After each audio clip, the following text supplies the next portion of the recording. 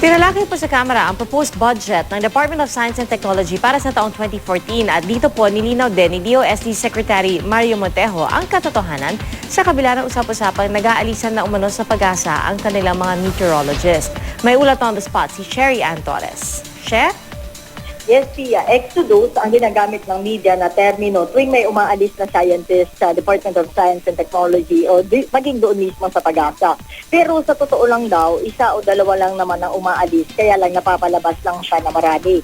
Yan ang sinabi ni DOST Secretary Mario Montejo sa ginanap na budget briefing dito sa House of Representatives sa ilalim ng House Committee on Appropriations. Sabi ni Montejo, sa katunayan daw, may bago silang 37 na meteorologists. First time raw ito na nangyari at sa ilalim lang na Aquino administration nangyari.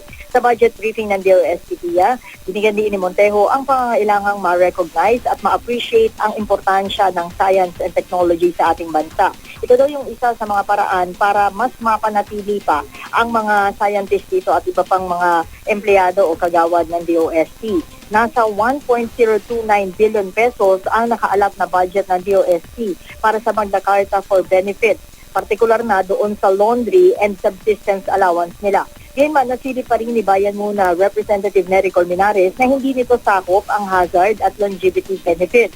Ang sabi ni Montejo, nasa overall budget naman ito ng DOST, kaya hindi naman daw dapat na problemahin. First time din daw na yung Department of Budget and Management pinayagan na mag-allot ang DOST ng partikular na budget para dito sa Magna Carta for Benefits.